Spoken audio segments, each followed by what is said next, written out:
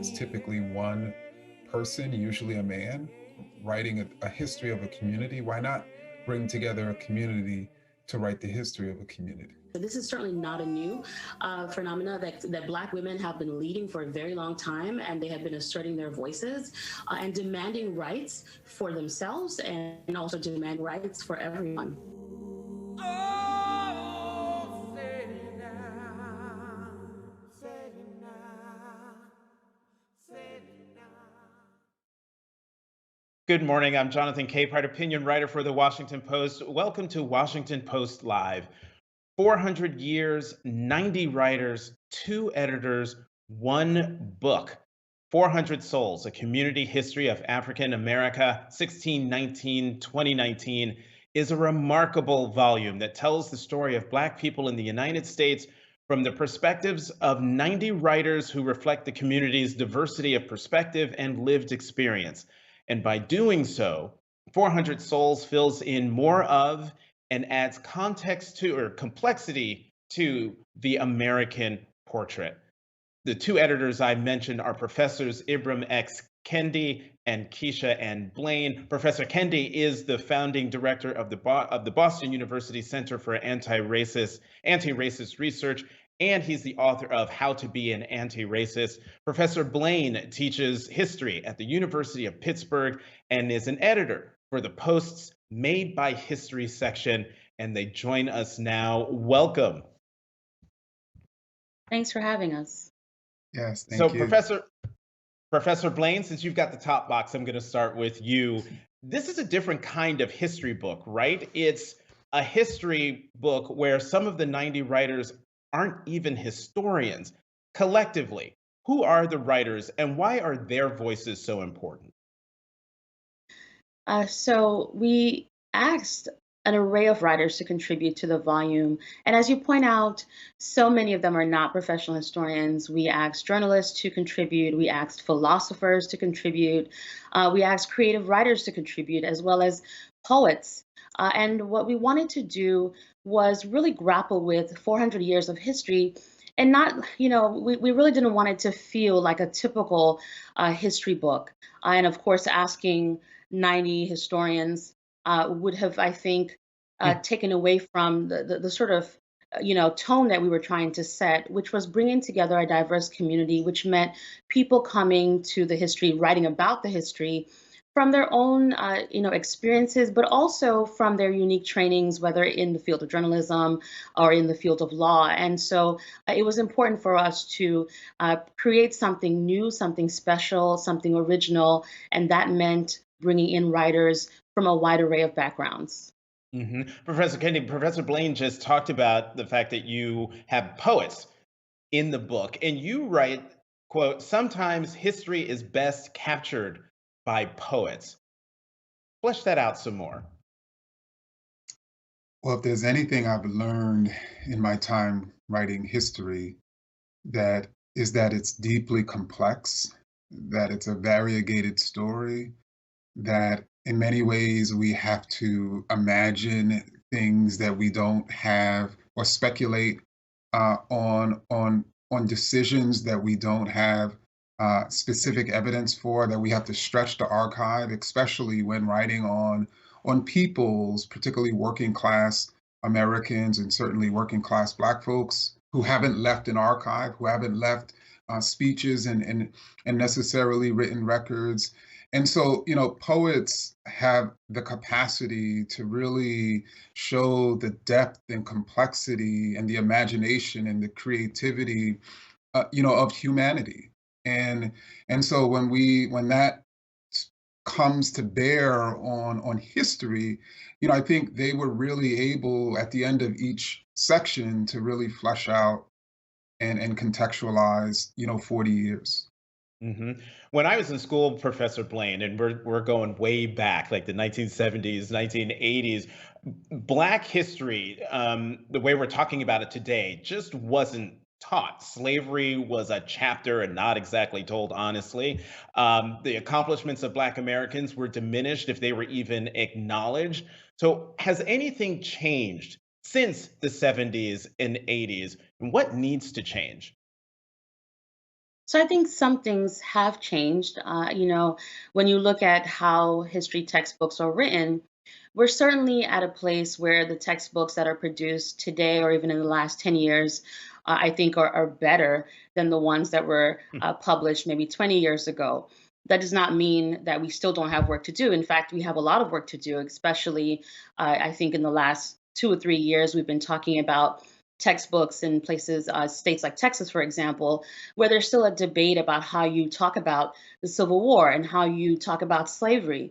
And like you, I certainly encountered textbooks that didn't really flesh out the nuance and and even the trauma of the experience of slavery, and oftentimes glossed over it, or perhaps had a little box to focus on Martin Luther King Jr., but other than that, not really center key historical figures. And so a lot has changed, and part of that change is directly tied, I think, to the work of professional historians. We've been working very hard to excavate the history. In order to help people better write about the history in a way that reflects the richness and the complexity and diversity of the Black experience, but particularly in a way that centers Black agency, which is key. That Black voices appear, that Black ideas appear in these textbooks.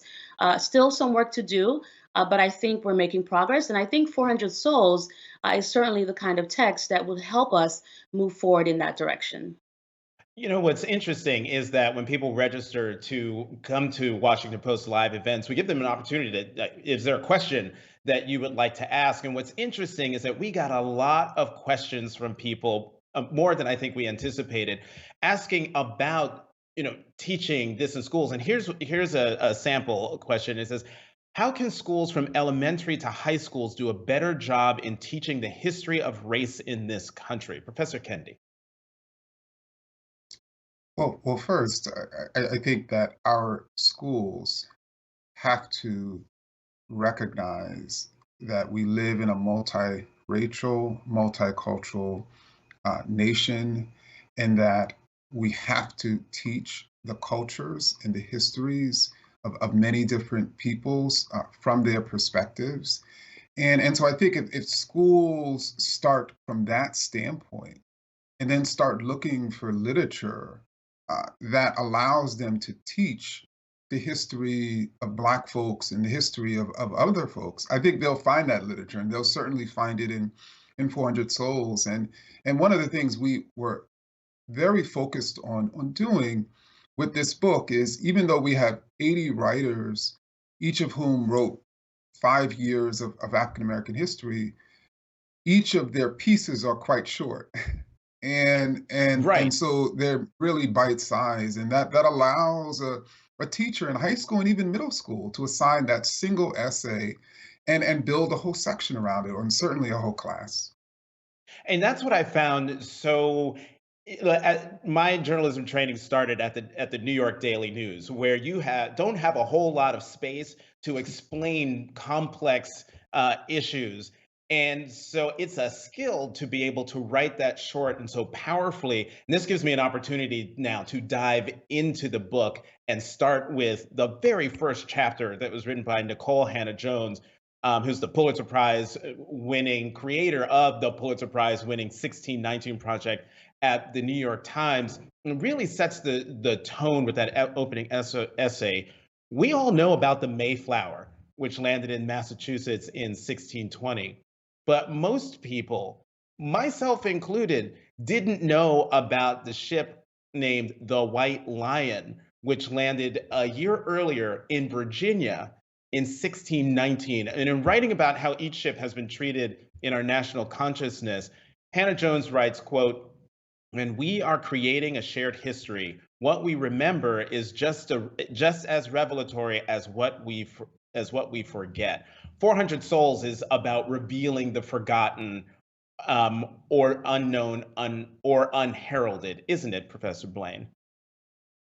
It is, and it's funny that you bring up Nicole's really remarkable essay, because I was even reflecting on my own experience as someone who had taken all of these history courses, and I don't think the first time, I think the first time I heard about the White Lion had to have been in college. So we're talking about at the moment that I'm pursuing a bachelor's in history, that I find out about the White Lion.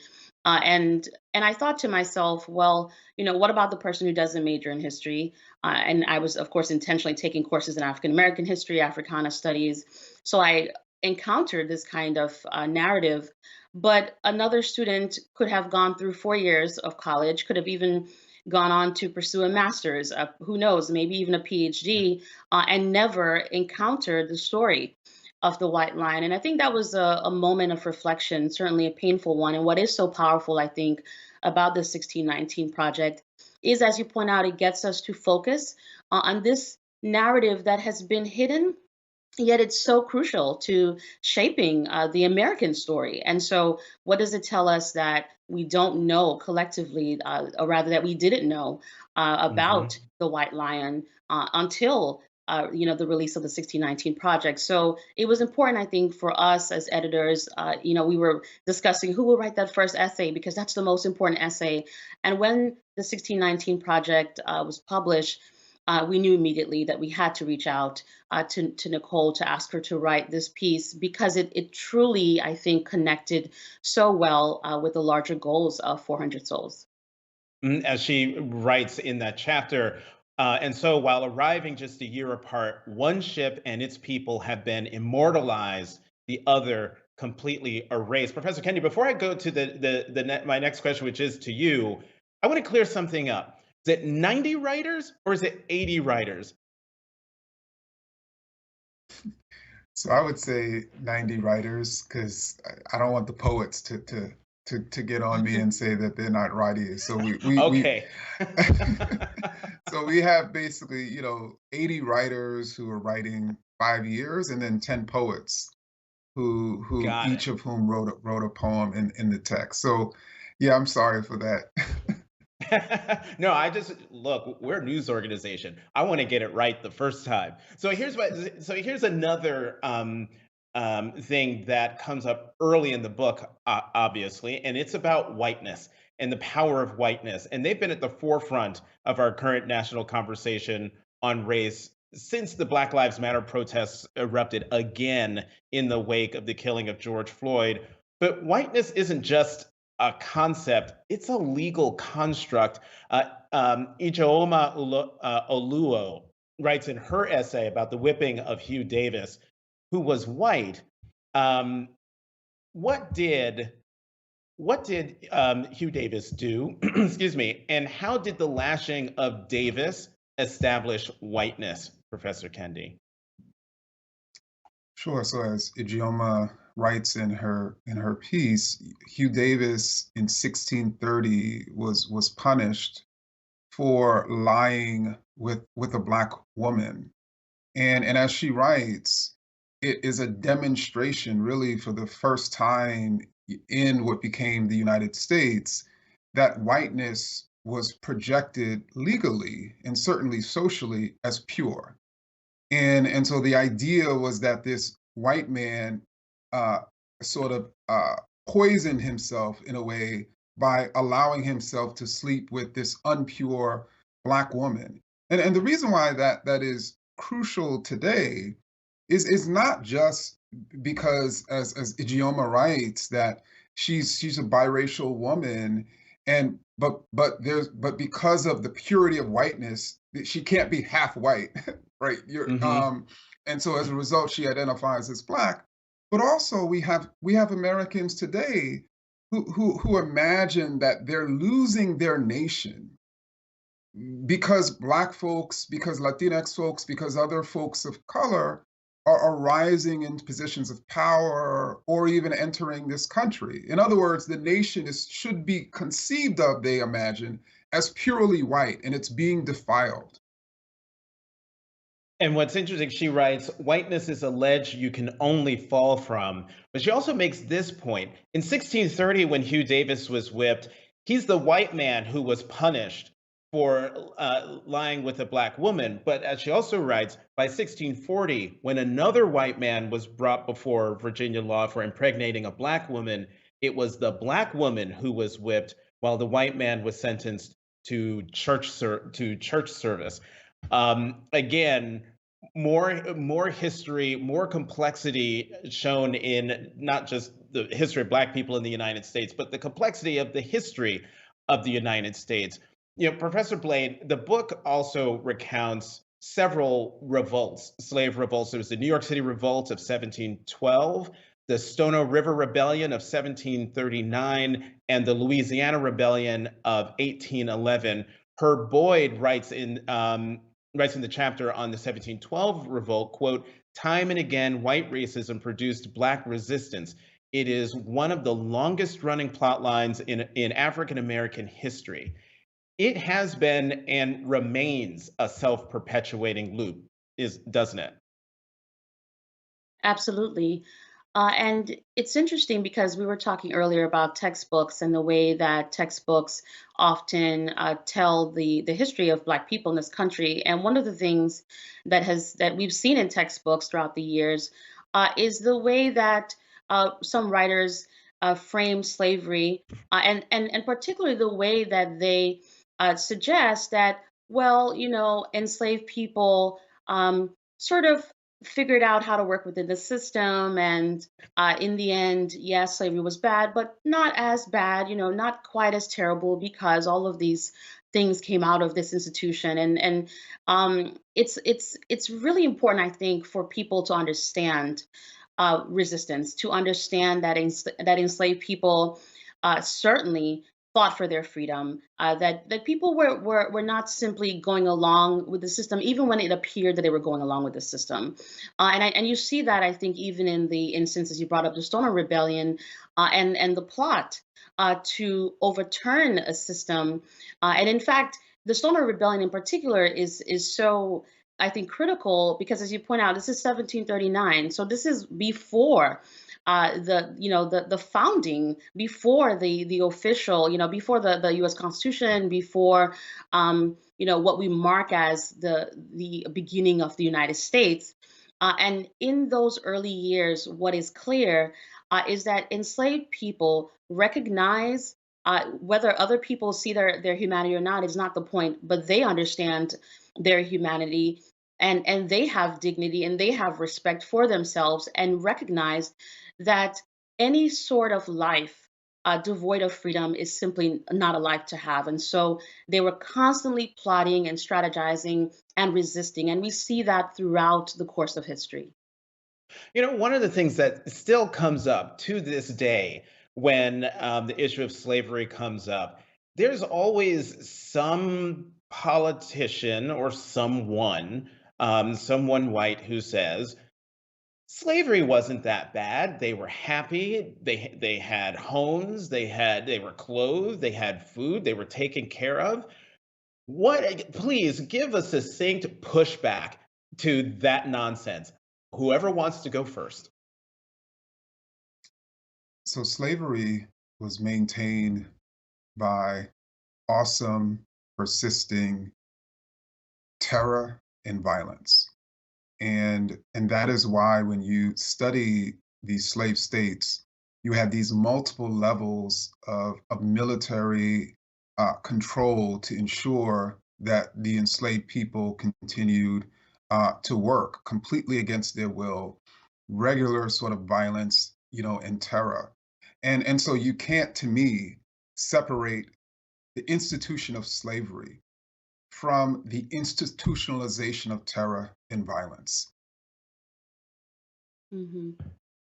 And I Go would ahead, just Professor quickly Blain. add too, I mentioned humanity earlier. I think it's important for people to not forget that under the institution of slavery, that Black people were viewed as property, as things, like a table, like a chair. I mean, it's so demeaning. And so when you talk about slavery, you can't simply say, oh, individuals were fed, individuals were clothed.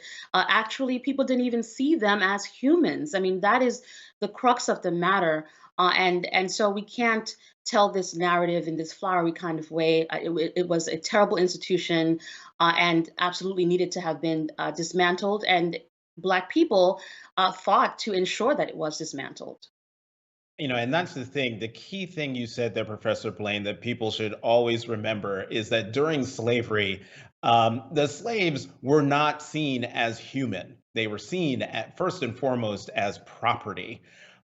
Let's talk about what's going on in the nation today, Professor Kendi. A common refrain in the aftermath of the insurrection, the January 6th insurrection, was this is not who we are, and that this was un American. And you wrote, quote, this was a bald faced denial, and, quote, nothing has held back America more than its denial.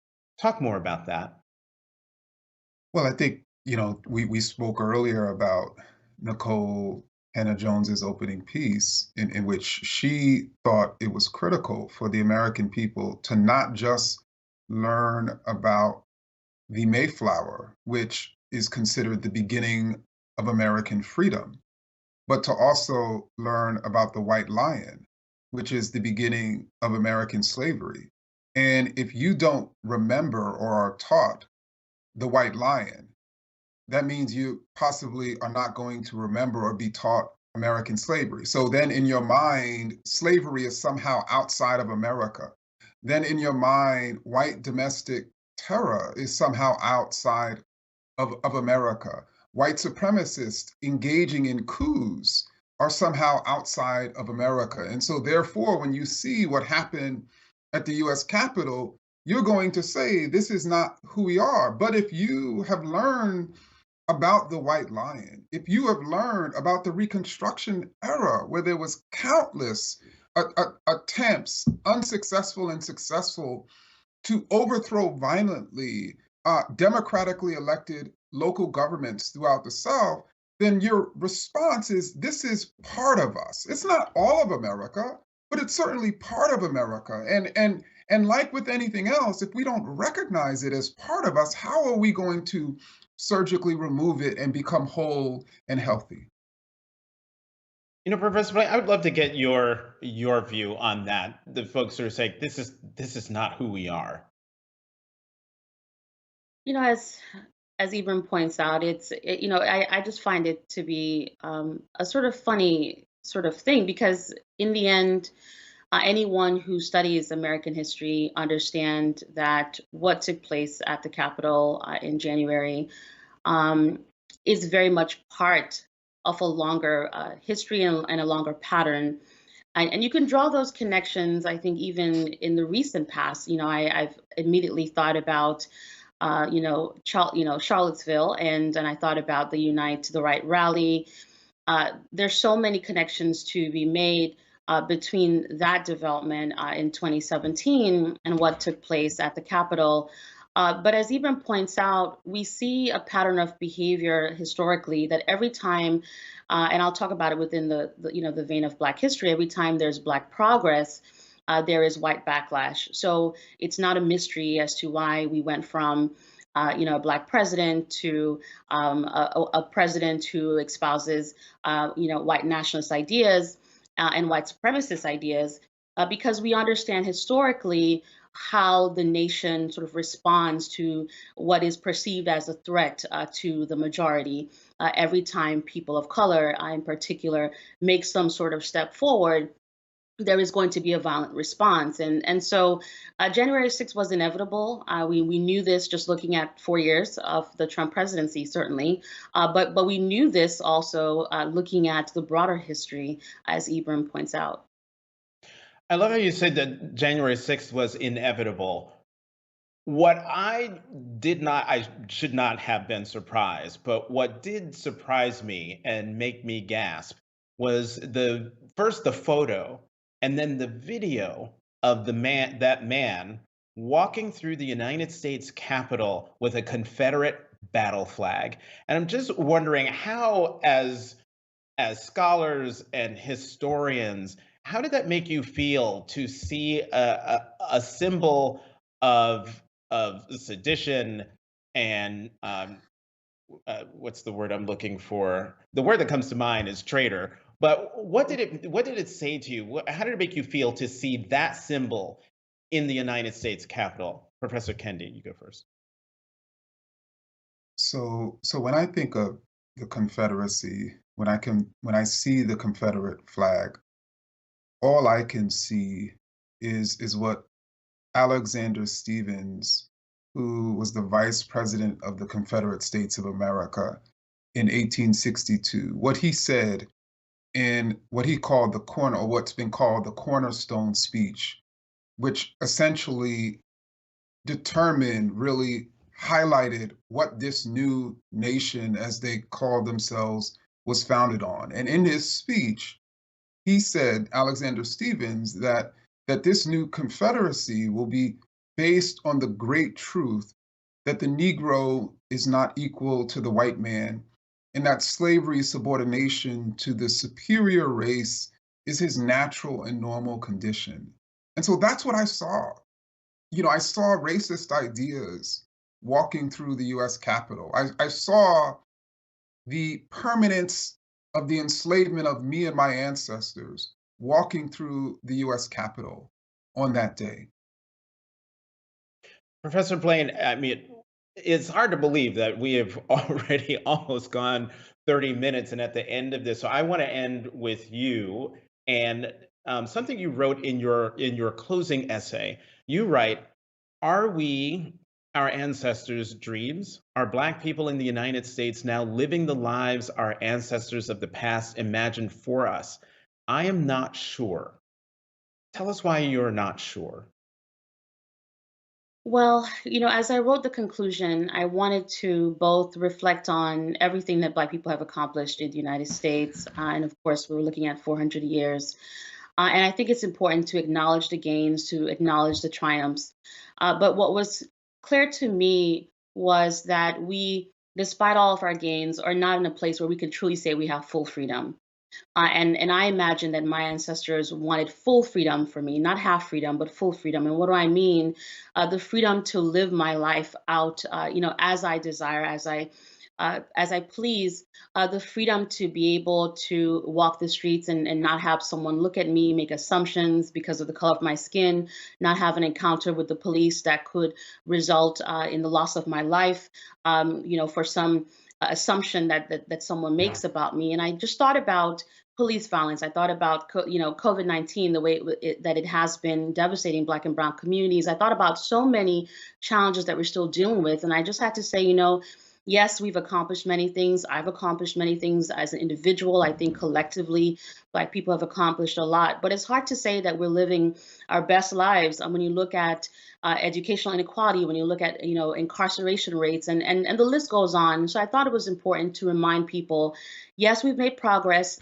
We can celebrate that, but we can't just celebrate. We actually have to continue doing the work because there's a lot of work left to do. Professor Kendi, I'll give you the last word. Are we our ancestors' dreams? I think we certainly don't live in a nation that our ancestors were dreaming about, but I would say that people like Professor Blain, the 90 contributors in this text, you, Jonathan, other Americans, certainly Black Americans, who are advocating for an equitable and just nation, a nation where we truly have a multicultural, multiracial democracy, where everyone is valued equally, where everyone is treated as if they're worthy and humane. I think that our ancestors are happy that people are advocating and pushing for that type of nation. But certainly we haven't, as Professor Blain stated, arrived yet. We are out of time, which is sad because there's so much more to talk about. Professor Keisha N. Blain, Professor Ibram X. Kendi, thank you very much for coming to Washington Post Live. Congratulations on this important book, this important anthology. I'm going to figure out a way we can talk again for a little bit longer. Thank you very much for coming to Washington Post Live. Thanks for having us. Yes, thank you. And as always, thank you for tuning in. The next installment of our Race in America series is going to be great. Join me on Tuesday, February 1st, Oh, I'm sorry. I've got this all mixed up. But actually it's February 17th. Wednesday, February 17th at 1:30 p.m. Next Wednesday, February 17th, just to be clear, at 1:30 p.m. for my conversation with movie director Lee Daniels and singer and actress Andra Day about their new movie, The United States versus Billie Holiday, the incredible story of the FBI's effort to keep the jazz great from singing her signature song about lynching called Strange Fruit. You don't want to miss that again, February 17th at 1:30 p.m. Eastern. Until then, I'm Jonathan Capehart, opinion writer for the Washington Post. Thank you for tuning in to Washington Post Live.